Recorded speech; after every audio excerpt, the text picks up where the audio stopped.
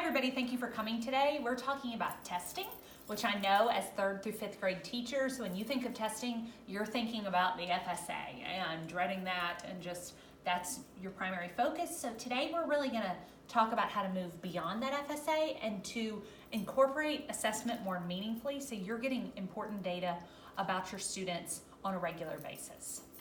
So let's start with just how we've traditionally used tests in schools.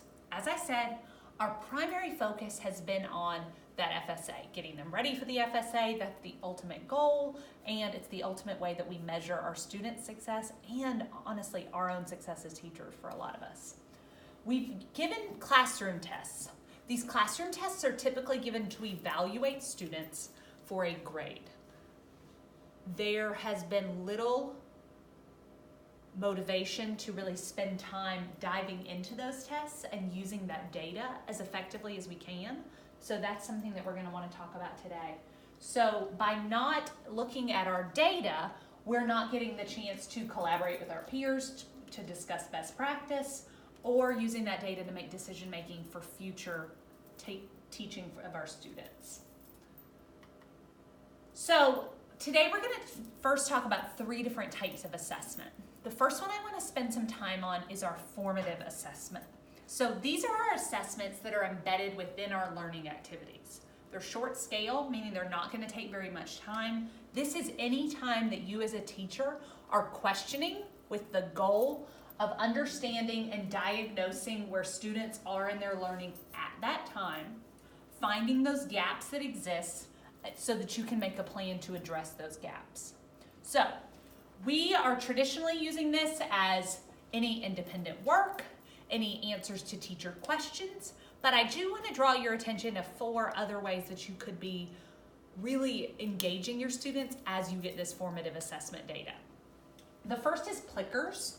Plickers is a program where you're going to use your phone and the kids have a card that they turn and you scan the room with your phone and you're able to get a sense of where everybody is, similar to whiteboards but with a technology spin that the kids really enjoy.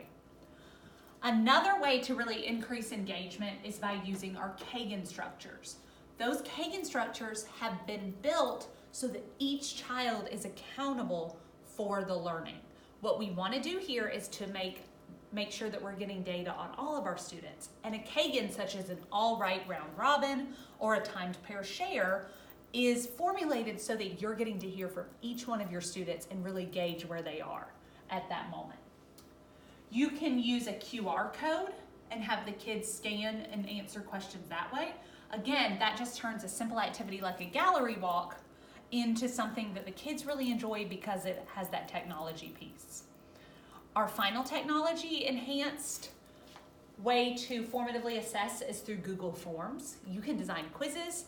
They're even self-grading, so you can have that feature set up, which is awesome because you get all of the data without actually having to sit and grade the test, which is every teacher's dream, getting more information about their kids without having to do the work of grading all of your quizzes. So again, these are just some examples of formative assessment. At the end of today's session, we're going to give you a time to think and reflect as a grade level team about how you formatively assess your students. The next step are our interim assessments. So our interim assessments are kind of purposed in a 2-fold way. So first, they evaluate your students' knowledge relative to the specific set of academic goals, but they're beyond just evaluating. We're going to use them to inform our decisions, both at a classroom level and sometimes beyond a classroom level as well.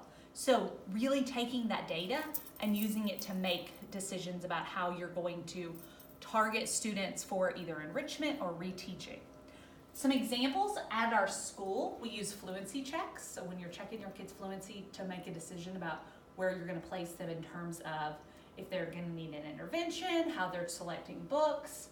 In reading, we do our bi-weekly tests. So that is considered an interim assessment because typically we're testing the same cycle of skills over and over again. So we're getting to see how the students are progressing. These might also include your math mini quizzes or your science mini quizzes. The reason I'm putting these here and not at the formative assessment is because this is a more formalized quiz environment, but you're getting information about where the student is at that point for that set of standards so that you know before the test how to reteach, where to enrich, things, you can make those decisions. Another of our school-wide and district-wide interim assessments are our district Ames tests. We're going to talk in a couple minutes about how to really dig into that data because, again, we're looking at being able to make decisions at a classroom level, but our district level Ames test gives us a way to see where our kids are kind of comparing to all of the children at that grade level across the district. So that gives you a wider scope to really deeply understand what your students know and where their informational gaps are.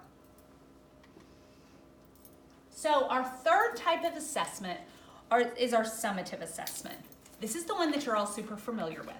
First of all, we've got our Florida Standards Assessment, or our FSA. That's one that's given at the end of the school year to evaluate the student's performance of all of the standards at that subject area. We would also consider a summative assessment to be any assessment that happens at the end of a unit or chapter. You finish teaching it and you give a test. This summative assessment would include something like our math concept test. So at the end of the fractions unit, you give the fractions concept test, or our science unit tests.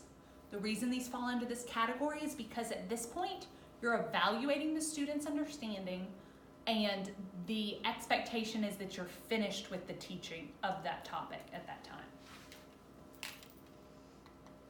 So, this is just a really good visual about how we should be assessing students.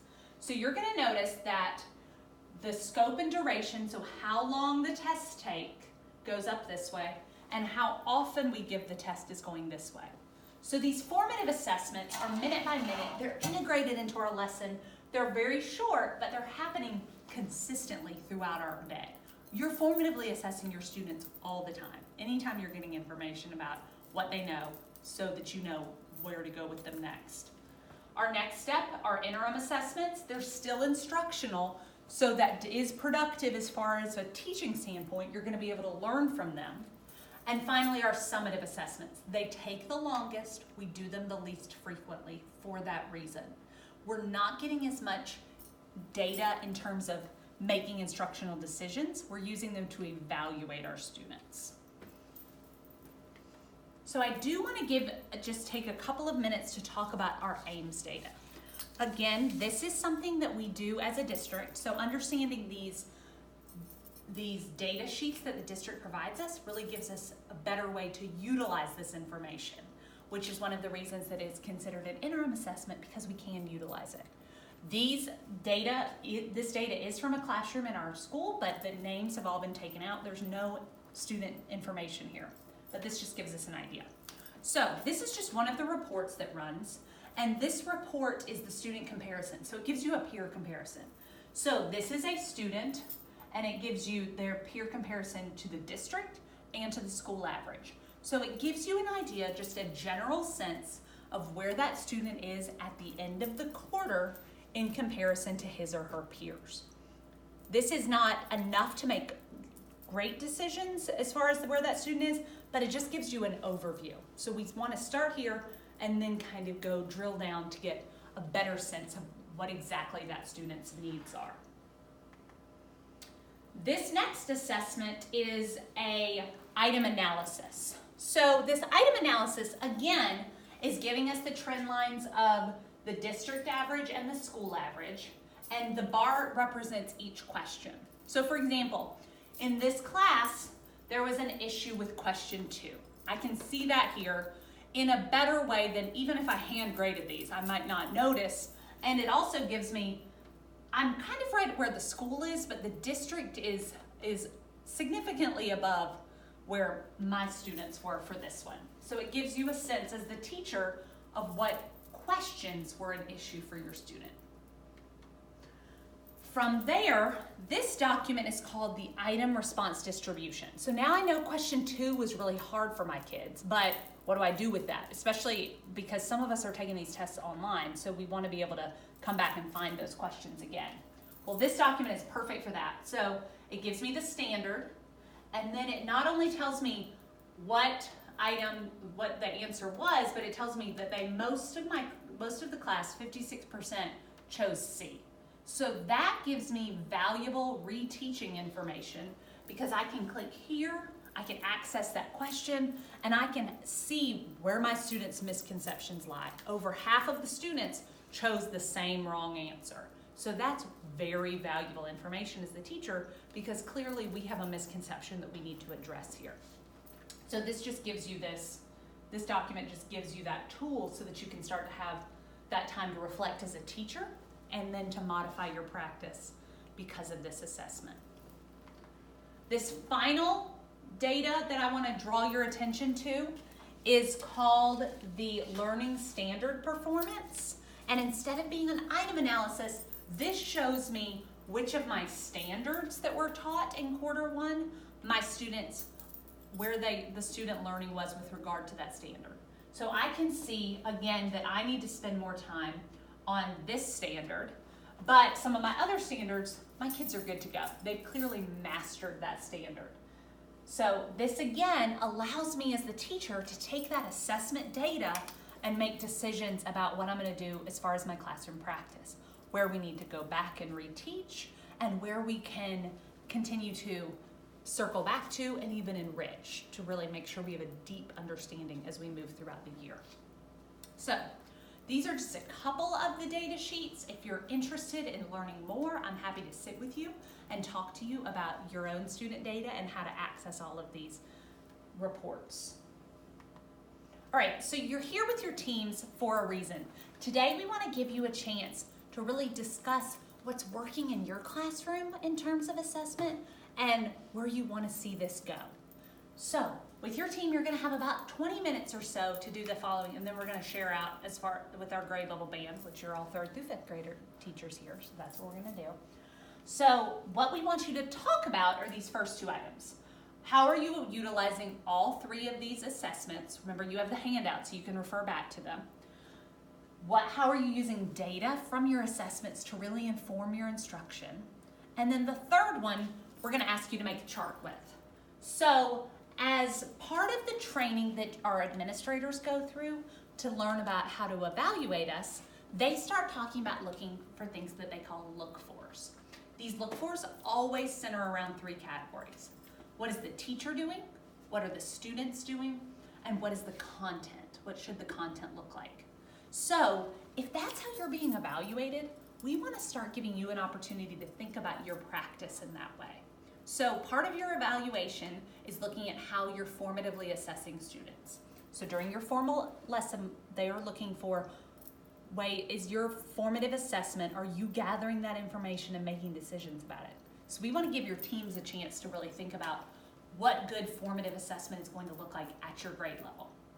So your chart that you're creating, you're focusing on during formative assessment, the teacher would be doing the following.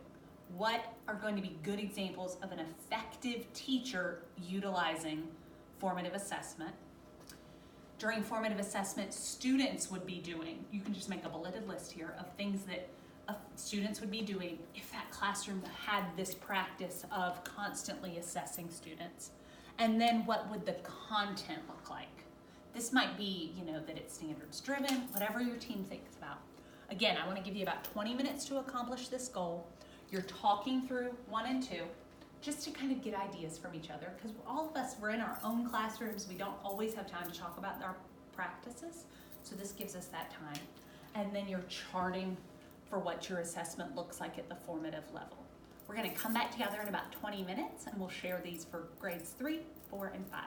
Thanks, guys. Let's go ahead and get started.